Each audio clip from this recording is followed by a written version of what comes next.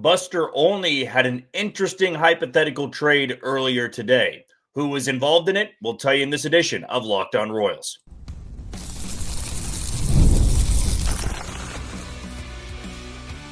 You are Locked On Royals, your daily Kansas City Royals podcast. Part of the Locked On Podcast Network, your team every day. You are tuned into another edition of Locked On Royals in the Locked On Podcast Network. I'm your host, Jack Johnson, and you can find me on Twitter at JohnnyJ_15. That is at JOHNYJ_15. And you can listen to us on wherever you download your podcast. That can be Spotify, Apple Podcast, Amazon Music, Google Podcast, Odyssey, and YouTube. Just be sure to hit that follow button and subscribe.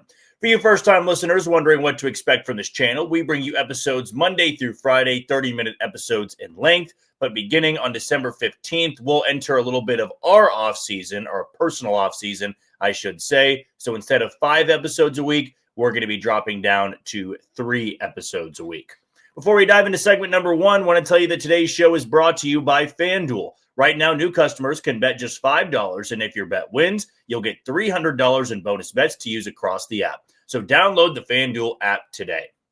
Wanted to almost make this first segment a little bit of a half and half, if you will. I was fully expecting to go into this first segment talking about a hypothetical trade that Buster Olney had, but I want to tie in another part to this that recently popped into my mind, minutes before I started recording this podcast, after the Red Sox acquired yet another starter, which could mean that a Boston Kansas City trade for Jarren Duran or Willie Abreu, Cole Ragans, Kris Bubic, Noah Cameron, whoever that might be, is getting increasingly less likely. So I want to split this half and half because we wanted to dive into the Buster Olney talk. It's what I teased, the opening monologue with. We'll start with that here. So, Buster Olney went on a podcast with Paul Hembo. You've probably heard him a lot on ESPN before. It's a very good podcast, and I, for one, am always intrigued when there's a baseball guest like Buster Olney on. And they were going over a possible landing spot for Ketel Marte. Ketel Marte coming off another phenomenal season in Arizona, but it feels that there is some chance that Arizona moves him this offseason for controllable starting pitching. You've heard us say that many times before involving the Royals and their controllable starting pitching. Ketel Marte, though, is maybe the most productive bat that any team out there could get through trade. There are other guys in free agency, a.k.a. Kyle Tucker, Cody Bellinger, that are great in their own ways, and we know they're going to make a lot of money. But on the trade market, I would put Ketel Marte ahead of Jarren Duran when you're talking about offensive threats. I mean, Ketel Marte has been some kind of player the last 3 to 4 seasons, and especially in these last 2. The pushback would be he's 32 years old. He's making a lot of money on a contract, though not backbreaking by any means. I mean, the Royals could easily afford his contract if they went this route that Buster Olney was suggesting. And so the first hypothetical trade was involving the Red Sox actually sending Jarren Duran and a prospect to Arizona for Ketel Marte. And Buster Olney, who's covered baseball for a long, long time for ESPN, says, I'd counter it with this. How about the Royals sending Cole Ragans to Arizona for Ketel Marte? And it wouldn't be a swap, of players there. It wouldn't be a 1-for-1. There would be more pieces involved. But that was maybe the first deal that I thought, depending on what the return would be, where Kansas City would have to strongly consider the return there. Cole Ragans feels off the table for Boston because you are facing Boston in the American League wildcard picture and in October in general. Sending your ace, your number one, even if it was Jarren Duran and a couple other pieces, I'm not sure you would feel 100% confident in what you'd be getting because you'd be sending away such a top-level arm in your rotation and an arm, honestly, that I don't believe they can replicate with who they have on the roster. But Ketel Marte and potentially more pieces there, but you are looking at a bat that can be your second best hitter and it not really be that close. And that's including how great Vinny Pasquantino's been, how great Maikel Garcia has been. I understand Ketel Marte is a second baseman. He can bounce around a little bit. You are talking about adding someone to this lineup, whether it be the top or the middle, that would drastically change the offensive production. It's just one player, but he's the best offensive threat you would get if this hypothetical trade was to be pursued by the Royals. It's just also a reporter bringing up a fun hypothetical and a potential landing spot. And what I can feel excited by is that the Royals have been brought up in so many hypothetical trades at this point with big name players. There has to be this sense that the Royals are holding out for a big return like that. Now, I'd still have my hesitancy for moving Cole Ragans because, as I just mentioned, I don't see a world in which Kris Bubic or Noah Cameron becomes your number one. I've said before, if you trade Noah Cameron, Kris Bubic and Ryan Bergert can pick up that production. You trade Bubic, Cameron and Bergert and Kolek can do that. You trade Ragans, there's nobody that could take over that type of production, assuming that Cole Ragans is going to be healthy for the entirety of 2026, which you're banking on. You don't go into each and every year saying, well, he could get hurt or this guy might not be healthy. You've got a track record for sure, but GMs don't go into the season saying, well, we need to have our backup for Cole Ragans in case he's not healthy. You want to have starting pitching depth, but you're also counting on your team to have its best players come through. And Cole Ragans is one of the best players on this roster when he's healthy. But if Ketel Marte and maybe an arm or two came back in a deal like this, man, I feel you'd really have to think long and hard there.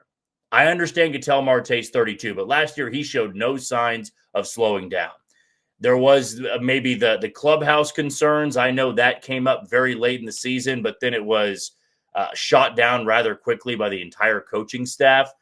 We would see, though. And I'm still not 100% convinced Arizona would move Ketel Marte either. We have so many trade targets out there and trade candidates that just don't seem like they are going to be moved at the end of the day. Like, there's big names out there, but all of those teams can float the name out. It doesn't mean that they're 100% going to be moving somebody, because I feel that with a guy like Ketel Marte, a guy like Cole Ragans, they're both on teams that expect to compete in 2026. So if you're going to move those guys, you better be getting a significant return. And that leads me to the second part of this opening segment, which is what I wanted to tie in here after Boston acquired 3 players from Pittsburgh and sent over the password, we'll just call him that for his nickname, Garcia, and another arm to a Pirates team that's trying to rebuild a little bit. And I saw some people in my comment section on Twitter and also on YouTube frustrated that the Royals just haven't made a move yet, and Boston's getting busy acquiring starting pitching. They're not wasting any time. If the Royals aren't going to give them pitching and give them controllable young starting pitching, they're going to find it elsewhere. That's not necessarily a bad thing, though, for the Royals. 2 things can be true. We can all be eager as heck to, see this Royals team, JJ Picollo, strike a big deal. Maybe tomorrow, maybe later tonight, maybe next month. We're all eager for that to happen. It's also a very good thing and a factual thing that asking for a lot in return for one of your starting pitchers is a good thing. It's a very good thing. JJ Picollo and this front office understand that the trade they make involving one of their starting pitchers will be the trade and the move that defines their offseason and very well could define their 2026 season. You don't just pull the trigger to say, oh, we've made a trade, right? Oh, we've got a bat that can start every single day for us. You want to make sure you're getting a good return. And we've seen that with JJ Picollo, even as early as the trade deadline last year. We don't have to go back that far for the last time the Royals waited a little bit to make a move, and they made a ton of them. They made plenty of them on trade deadline day, bringing in Bergert, bringing in Kolek, bringing in Mike Yastrzemski. They made the deals for Adam Frazier and Randall Grichuk a little bit before that. But they want to make sure they're going through all of that process to bring back a player that's going to make a huge difference. And it's not been very often that the Royals have had pitching that has been this sought after. Last year, the Reds wanted Brady Singer and the Royals needed a leadoff bat. That was near the top of their list, but it wasn't the move that defined their offseason. I would argue that the biggest move they made was the 3-year deal for Carlos Estevez. This trade that has been rumored for weeks and weeks, and I'd probably go as far to say months. Like, it is going to happen, in my opinion. So being more delicate with it, being cautious, slow playing it, there's nothing wrong with that until other teams start making moves and your options get limited. That's the last thing JJ Picollo wants to have happen, where you're holding out, your price is super high on a Cameron Bubic or anybody in that rotation, and then all of the guys you wanted are now off the board, and teams aren't as eager to trade anymore. So you got to hit that sweet spot, and it's tough to do. It's very difficult as a GM to find that sweet spot, but I feel the winter meetings will give us a pretty good idea who they are looking at now. Does Boston acquiring 2 starters in the last 2 weeks rule out a potential trade? Absolutely not, because neither Sonny Gray or the Oviedo, who they acquired from Pittsburgh, are top-end guys. I still feel they want a top-end guy coming from Kansas City, and that would be Cole Ragans. But the Royals aren't going to move Cole Ragans for nothing. You want to make sure that asking price is still very high, because there's always a chance somebody does meet that asking price and you get the return that you've been hoping for. Are you nervous that the Royals haven't made a move yet, or are you just fine with how they've played this offseason? Let us know in the YouTube comments below. When we come back, I want to dive into a comment that was made on our video last night, and it's about Kris Bubic. Should they be looking at him as a trade chip? Should they be looking at him as a starter? Or should Kris Bubic move back to the bullpen? We'll give you our thoughts next on Locked On Royals. You are tuning to Locked On Royals and the Locked On Podcast Network. I'm your host, Jack Johnson, and you can find me on Twitter at JohnnyJ_15. Want to tell you about one of 2 sponsors today in Gametime. The World Cup is coming back to North America for the first time since 1994. And with 48 teams for the first time ever, it's going to be massive. But let's be honest, getting tickets is usually the hard part. That's why Gametime is clutch, and it finally gives the fans a real advantage when it comes to snagging seats. With Gametime, you can track price drops in real time, get alerts when great seats open, and buy tickets the moment they hit the app. It puts the power back in your hands and makes going to the World Cup realistic instead of impossible. Take the guesswork out of buying World Cup tickets in every match, concert, or event with Gametime. Download the Gametime app, create an account, and use code LOCKEDONMLB for $20 off on your first purchase. Again, download the app, make an account, and use code LOCKEDONMLB for $20 off. Swipe, tap, ticket, and go download Gametime today. One of the talking points we maybe haven't dove into enough or highlighted enough is the possibility that the Royals could hang on to Kris Bubic, right? They don't get the return they want from him. They decide to stick with him in 2026. And instead of making him a starter again, maybe they move him back to the bullpen. And Spoons, one of our loyal listeners, has really been with us since day one, brought up in the comment section last night. And I wanted to dive into it because I felt that it was a good talking point. It was a good question, first and foremost. But Kris Bubic is somebody that found a lot of success out of the bullpen in 2024. And you saw his stuff play up very nicely. I mean, he would get a ton of swing and miss by the postseason run. He's your 7th/8th inning guy. It was, get the ball to Kris Bubic and Lucas Erceg and go lock down the game. Nobody in their wildest dreams could have predicted Kris Bubic would have that role after having Tommy John in 2023. Then they tried him out as a starter. And I can remember 365 days ago when the Royals were adamant about him starting, it was clear that the upside coming off of injury was very much in favor of a spot in the rotation than it was pitching 1 inning out of the bullpen. So I could see that logic. I still wanted to see it in person, though. And Kris Bubic was this team's best pitcher over the first 3 months of the year. And if it wasn't for the injury, the rotator cuff strain that ended his season, he likely would have finished that year as the best starter for the Royals.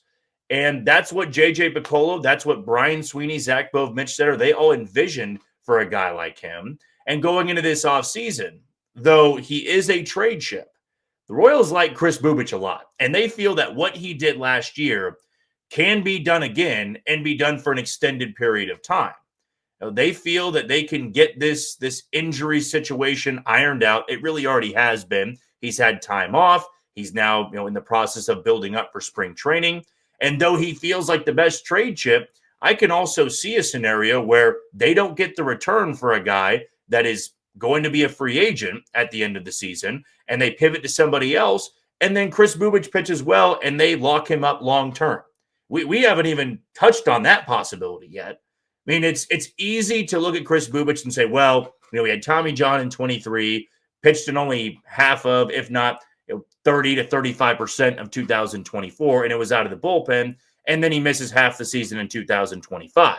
You have not seen a guy that has been that durable, and quite honestly, once he got much better, you have not seen the durability get to where it needs to be. So to Spoons' point, we talked about left-handed relievers last night. No, they need to go out there and bring in somebody that can be better than Daniel Lynch. Why not Kris Bubic?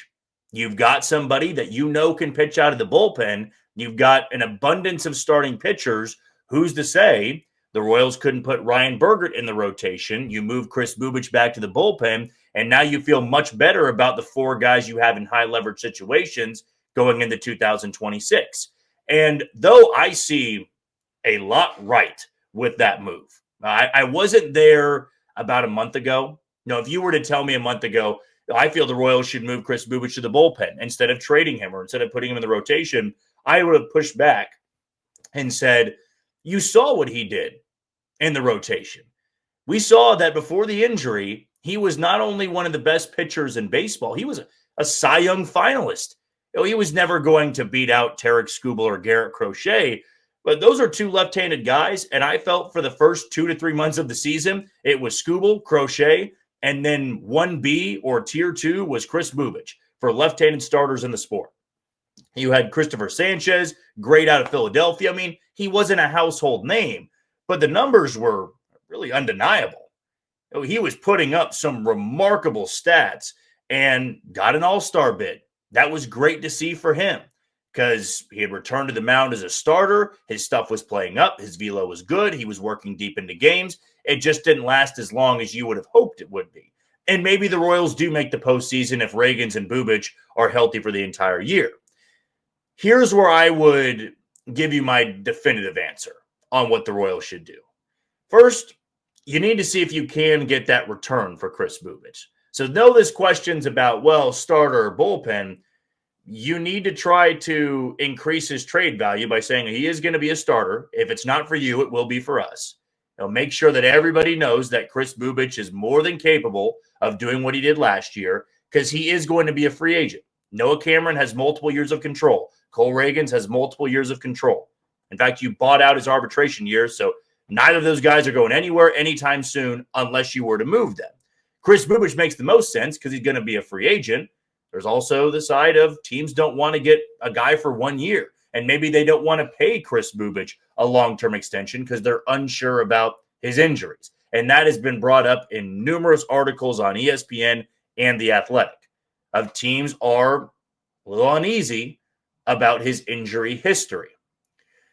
If you cannot strike a deal with somebody, I would go into spring training treating him as a starter. And I recall Kris Bubic saying when his season was done, and we had the chance to speak to him, with the mics in front of his face, he had said that he had felt some discomfort as early as spring training, I believe. And that was alarming to me because he looked so good in the first half of the year, but he had felt something. Something was off, and it didn't mean he was in a ton of pain, but it just wasn't as free and easy as it could have been. So my goal would be, in a perfect world, you send him to spring training, assuming he's on the roster. You let him get stretched out as a starter. He makes starts in spring training.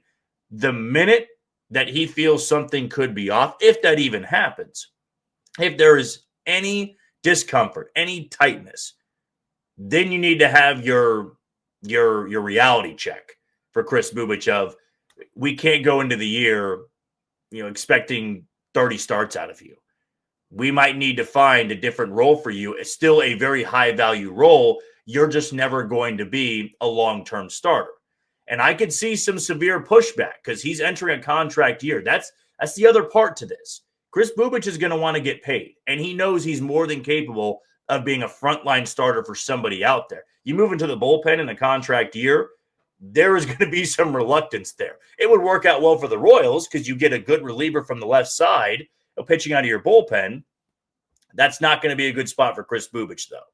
So that's why it feels, with the options in front of us, though a bullpen move, if he can't stay healthy, is a great spot to have, right? Because you don't want him to start and then all of a sudden he's got an injury that sets him back 3 to 4 months. You don't want that, and Kris Bubic certainly doesn't want that.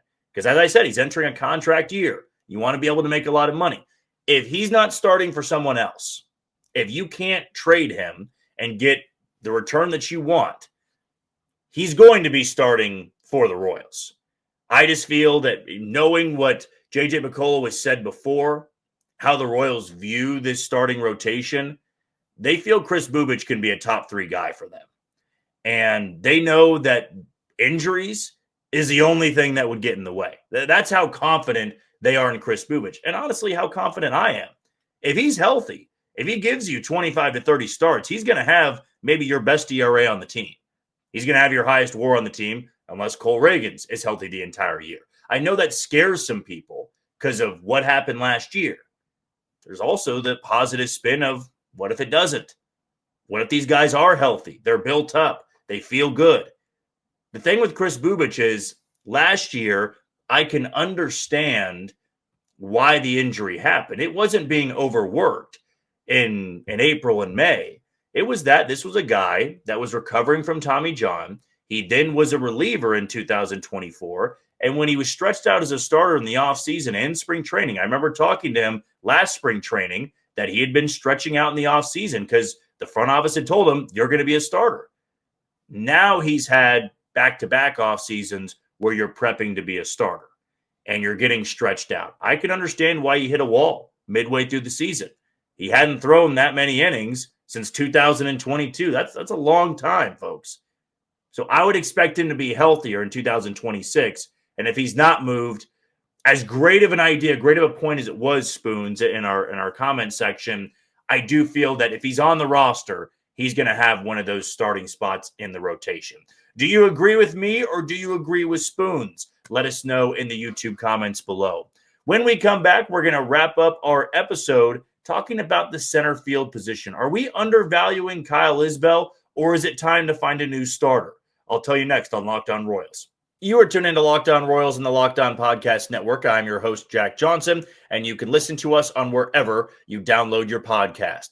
Our last sponsor we want to tell you about is the title sponsor in FanDuel. NFL Sundays move fast, one big play, and suddenly everything feels different. That's what makes live betting with FanDuel so exciting. You're not just watching the game, you're reacting to it in real time. With FanDuel, you can place live bets as the action unfolds. Every drive, every momentum swing, every highlight moment. Live betting is the best when the game starts to shift. A receiver gets hot, a defense tightens up, or the momentum flips after a turnover. FanDuel lets you jump into the moment. For my pick, I'll go to the Big Ten championship game. Though you have 2 Heisman hopefuls at quarterback for Indiana and Ohio State, I love these defenses. You got a 1 versus 2 matchup. I'm not expecting a shootout. I'm expecting these defenses to look really, really good in this game. So I will take the under on that point total for the Big Ten championship. So if you want to be right in the middle of the action this season, visit FanDuel.com and place your NFL live bets all season long. FanDuel, the game moves fast, and so can you. We've been talking a lot about pitching in the first, 2 segments of this show, and why wouldn't we? We know that if the Royals are going to make that big trade, pitching is going to be involved. The other side to this, the other side of this offseason, whenever that deal happens, I feel they're going to have to turn to center field. And that's just my opinion. It certainly doesn't have to be yours, and you can sound off and you can vent it in the comment section. The Royals are going into 2026 with Kyle Isbel as their center fielder. When the Royals take the field in Atlanta, in front of a sold-out crowd on opening day, I can't wait for it. I already got goosebumps talking about it. But when they take the field on opening day, I would say as of right now, Kyle Isbel is going to be roaming out there to center field. Unless there would be a lefty starting on opening day for the Braves, I would imagine it'll be Spencer Strider if he's healthy. Then it will be Kyle Isbel because he's going to be hitting from the left side. The question I have, though, would be to J.J. Picollo and John Sherman and Matt Quatraro as well. Well, the guys that are making decisions. We know that John Sherman's got the money. We know J.J. Piccolo's going to be making the moves. And we know Kyle Isbel, Matt Quatrero, is going to decide when Kyle Isbel's in the lineup.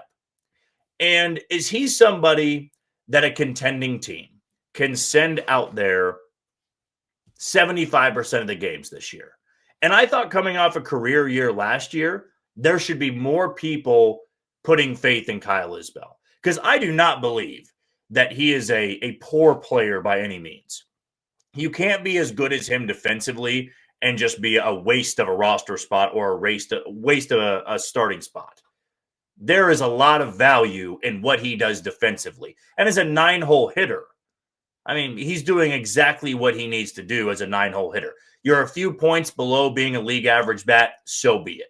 I would like for him to steal a few more bags to pair with being such an elite defensive center fielder. The offense, though, is going to give people pause. And the reason it's going to give people pause is that center field is a high-value position. You've heard me say that before. You hear me say it about shortstop. You hear me say it about catcher, even though you can make a case that many teams don't care about the offense from their catcher. They care if he can steal strikes and he can be an elite defensive catcher. The Giants do it with Patrick Bailey. We've seen the Guardians do it with Bo Naylor and also Austin Hedges, where you just say, we'll take what you can give us offensively. We want you to steal strikes and help out our pitching staff. Center field's different, though. We know that if you have an elite defending center fielder and you have a good offensive threat, Byron Buxton being one, you've got one of the best players in the sport. Bobby Witt Jr. being as good as he is, it's a bonus that he's a shortstop. Because when you have that type of talent at a high-value position, it can change your entire team. We've seen, guys like Aaron Judge even move to center field a little bit. And with what he gives you offensively, it's no shock at all, no surprise at all that he's a multiple-time MVP winner. And you're not going to get that type of production in center field from anybody out there in the trade market or through free agency. But I wonder if the Royals can value Kyle Isbel and also look to upgrade the position. Because he's been their everyday center fielder now the last 3 seasons. And the numbers have almost always been the same. He was a little better last year. And I thought that being a Gold Glove finalist would help him going into this offseason where you're not looking to upgrade too much. But I wonder if you take what he's given you and just move him to more of a 4th outfielder role.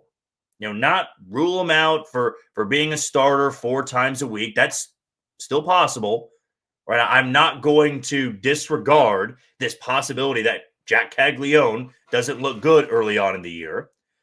But I feel you do have to look at center field and say what he's giving offensively is not going to raise the floor of this team. You want to be a contender in October. You want to be able to get past Detroit. You want to beat up on Toronto, or beat up's maybe a strong word, get past Seattle or beat the reigning American League champs in Toronto. You're not going to be able to do it with 4 guys that are below average bats. And I'm going into 2026 just predicting that 3 guys already are going to be below average bats. I feel that Jonathan India will be one. Kyle Isbel would be another. And then a Michael Massey would be a below average bat. I could see Jack Caglione still being a below average bat because I don't have much to go off of from 2025. I just want to prepare for it because every offseason we can say, well, if this goes right for this guy, they can be a great offense. They can be a great lineup. I even said it last offseason. Jonathan India coming into this lineup, if they can get Vinny and Michael Garcia going and Salvi to replicate what he did in 24, I'm going to like where this offense is at. And we've said it with Kyle Isbel. If he can be a league average bat, he's one of the more valuable center fielders in the sport. This is where you need to approach an offseason, though, where you can be fine with what he gives you and still try to upgrade the spot. There's no shame in that whatsoever. You could look at second base and Jonathan India, you're paying him $8 million.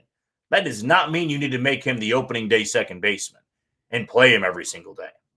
I know that $8 million may seem like a lot, and Kyle Isbel's not making a lot of money.